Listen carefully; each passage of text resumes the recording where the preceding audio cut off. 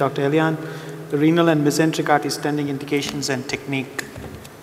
Good afternoon, respected chairpersons and dear friends.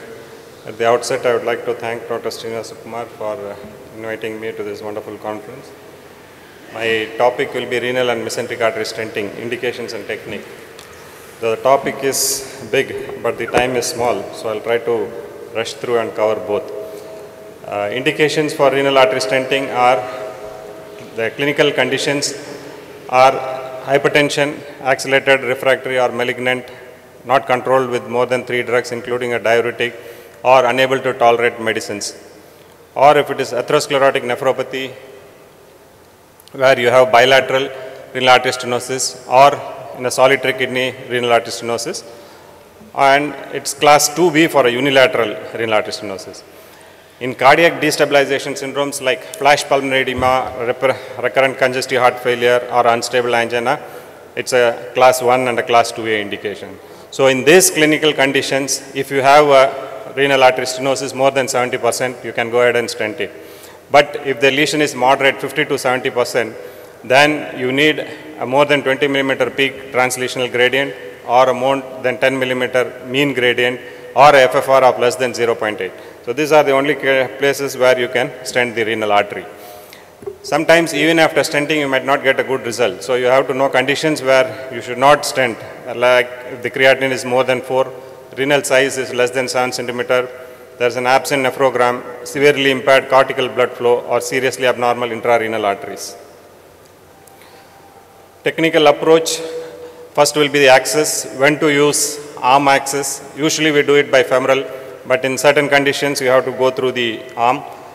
Like when there is a chronic total occlusion of the abdominal aorta, or if both the iliacs are closed and filled by collaterals, you need to go through the arm. Or if there is a dangerous passage because of a huge infrarenal aortic aneurysm, or if the entire infrarenal aorta is badly diseased, then you have to go by the arm. Or if you have downgoing renal arteries, even then it's better to take a arm approach. And of course, when the patient is morbidly obese, it would be better to go from the arm rather than the thigh. And then before going into the stenting, one should also know the anatomic challenges unique to the renal artery origin. We need to know both the coronal plane and transverse plane orientation of the renal artery for proper engaging. Like in the coronal plane, it can be anywhere in this arc. For artery which is arising within the 30 degree, it's better to go from the arm. And above that, it is better to go from the femoral. And similarly, if the orientation is not exactly horizontally, then the catheter might rotate, you might not get a good support. Always, it's better to start with an iotography before going to selective renal angiogram. With a pigtail, one will have to inject at a T12 level 10 to 15 ml of dye and get a iotograph. The reason is sometimes you might have a mesenteric artery overlapping the renal and closing covering the ostium. Sometimes you might have multiple renal arteries which you might easily miss if you do directly the renal angiogram. And sometimes you might have diffuse aortic atherosclerosis below, for which you should take either a long sheath or come from the arm. This you will miss if you do a selective renal angiogram. And similarly, sometimes the aorta might be very tortuous, where you can see in the first and second frames it was very difficult to take the devices in, and so then coming from the above it was easily done. So all this will be known if you do an angiogram. And then go to selective angiogram with one of the following catheters. One should be very careful in engaging the ostium of the renal artery. Never do a direct guide method where you directly engage the ostium with the guide catheter, because you can scrape the aorta. And the damage which we do with the guiding catheter, you can see this in the slide, which will not be able to sleep. So hence, engagement is the most important technique while doing a renal artery. So the telescopic technique, where what you do is you take the guiding catheter in and then rotate it to the opposite direction of the renal ostium, and then through it take a daughter 4 French catheter, engage the 4 French catheter gently into the ostium, pass the wire, and then rotate the guiding and take it near the ostium without touching the ostium. Other than this, you have the bare wire method and no touch technique. In bare wire method, what you do is take a diagnostic catheter, engage, pass a wire, the wire should be extra long. Then remove the diagnostic catheter, and over the wire you can perform balloon angioplasty and stenting without a guiding catheter or sheath. And the no-touch technique, in this what you do is you take a O35 support wire and then don't engage the renal artery but pass it up straight into the aorta. This will open the angle of the primary curve so that the catheter tip won't touch the renal ostium. And then after that you take in your O14 support wire through which you are going to do the renal angioplasty into the renal artery. And once you have passed your guide wire in, remove the O35 wire. Once you remove the O35 wire, the angle of the primary curve will decrease and it will gently slip the guiding into the ostium without touching the lesion. And then the stent is advanced to position and the stenting done. This is the index case which led to the routine use of double wire technique in renal artery stenting. In this case, a renal artery stent, it was a Palma stent, was implanted exactly into the renal artery ostium. But the patient after the procedure died of mesenteric ischemia. The reason was the guiding catheter had damaged the spinal artery origin which was very close to the renal artery. Hence, this technique will be very useful in preventing damage to the renal ostium.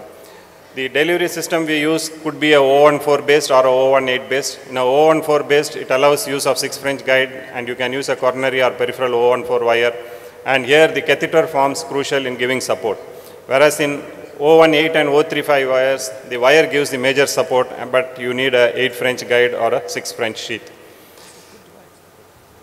And these are the routine tips and tricks for renal artery stenting. Use pre-dilatation balloon to secure guide or sheath. Stent selection should be between 6 to 7 millimeters and should be a few millimeters on either side. Care should be taken in advancing stent considering crossing with sheath. And prior to deployment stent, perform several obliques to ensure ostial component well covered. Before dilating balloon, pull back guide and sheath.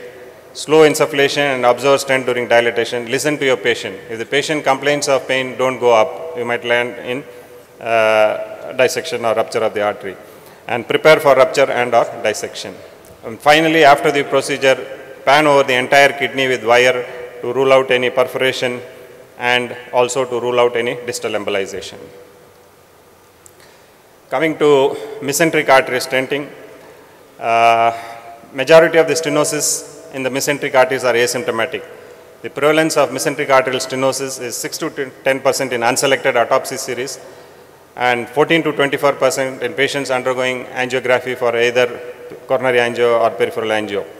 Therefore, progression to symptomatic intestinal ischemia may be unusual. So, this is a very rare diagnosis, and when patients come with loss of appetite and loss of weight, we think more of malignancy rather than this condition.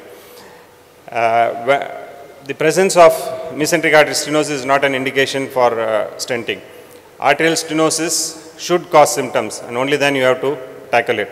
Prophylactic revascularization can be done in patients who are planned abdominal surgery and have mesenteric stenosis, or there is a potential for loss of the collaterals and a steel phenomena can occur. So, before venturing into mesenteric artery, one should know the anatomy of the mesenteric arteries. You have 3 major mesenteric arteries, the celiac trunk, the superior mesenteric and the inferior mesenteric. One should also be aware of the multiple branches of each of these vessels and the rich collateral network between these vessels. The celiac trunk arises at the level of L1. It has 3 branches, namely it trifurcates into the left gastric, common hepatic and splenic arteries.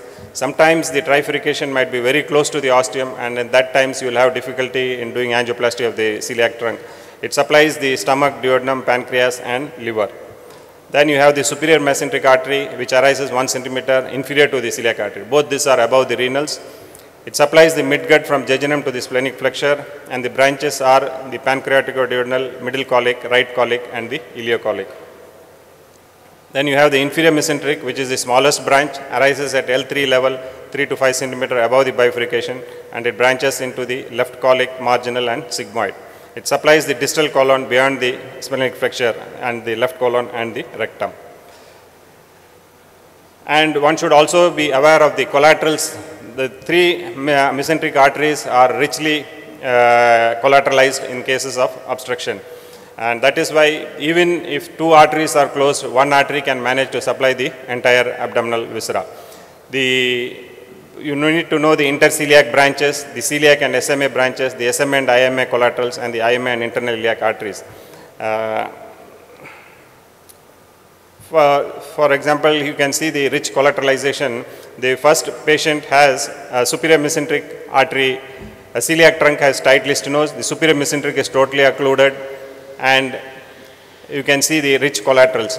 Once the iotogram is done, the selective inferior mesenteric artery injection in the second one shows rich collaterals, and then through which in the last picture you can see the entire obstructed superior mesenteric artery being seen. So such is the amount of collaterals that can occur between the mesenteric arteries. What are the signs and symptoms in mesenteric ischemia? Abdominal pain is the commonest symptom. Then will be weight loss, abdominal bruit, nausea and vomiting, diarrhea and constipation. Obviously, the symptoms can lead to a lot of other differential diagnoses. Traditionally, mesenteric ischemia was treated by surgery, but surgery is messy and the mortality is a little more. Advantages are there is a longer term patency compared to endovascular treatment, but disadvantages are longer hospitalization, higher morbidity, and the 30-day mortality of 8 to 12%, which is unacceptable. Then came endovascular therapy. You have ischemia can be acute or chronic. In acute ischemia, definitely surgery is better than endovascular therapy, but in chronic, both have equivalent results, but lesser mortality and morbidity is seen with endovascular therapy. Once you have decided to do an mesenteric artery stenting, you have to see, because mesenteric artery ischemia is only seen when more than two arteries are obstructed or sometimes even all three, you will have to decide as to which artery you are going to open up.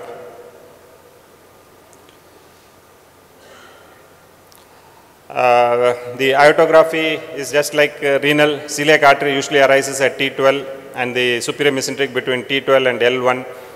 Both above the renals, and the inferior mesenteric artery at L3 level.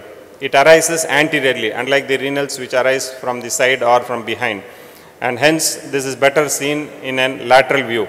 So first you will have to take an LAO view, identify the origins, and then selectively hook them in lateral views. It is often best to do iotography in the slight LAO position and then use straight lateral view. One can use bony landmarks after freezing to selectively hook them.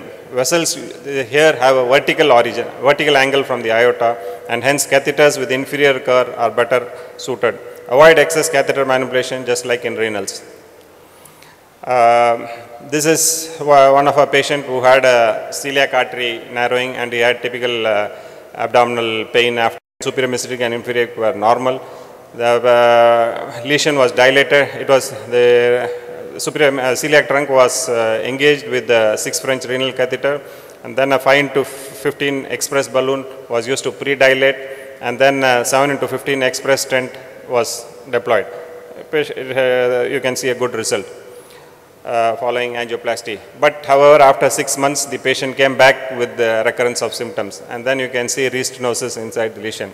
So the restenosis rate in mesenteric artery stenting is as high as 30%. But however, and the next time we just did a cutting balloon angioplasty this time, and after that he had a good result, and after that patient has been asymptomatic. So though recurrence occurs, they are amenable to treatment. This is one of the patient who had superior mesenteric artery thrombosis. It was acute mesenteric ischemia. So there was a lots of thrombus inside. After engaging it with the 7 French IMA catheter, we did thrombossuction, but still the thrombus burden was large, and so then we had to stent it with the 420 to 28 vision proximally and 3.5 into 33 ml8 distally. And after that we could get good distal flow.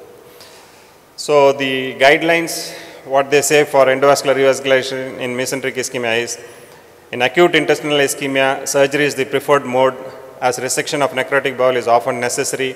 In select cases where surgery is felt to be extremely high risk, stenting can be used as a part of a hybrid approach to lessen the magnitude of the operation required. And it is a 2B indication. But in chronic intestinal ischemia, percutaneous treatment is equivalent to surgery, which is also given a 1B recommendation. Notably, there are no prospective randomized trials of medical therapy versus revascularization. And one thing we should not get confused is a condition called median arcuate ligament syndrome. which is a little controversial syndrome. What happens here is there is compression of the celiac origin by the medial arcuate ligament. Fibers connecting the crura of the diaphragm compress the origin, and it is worse during inspiration. It occurs more in younger patients and in females. You have symptoms of pain, nausea, vomiting related to disturbance of the gastric electrical rhythm and not vascular insufficiency. One should not do angioplasty for this. It is better treated with surgery if symptomatic. Thank you.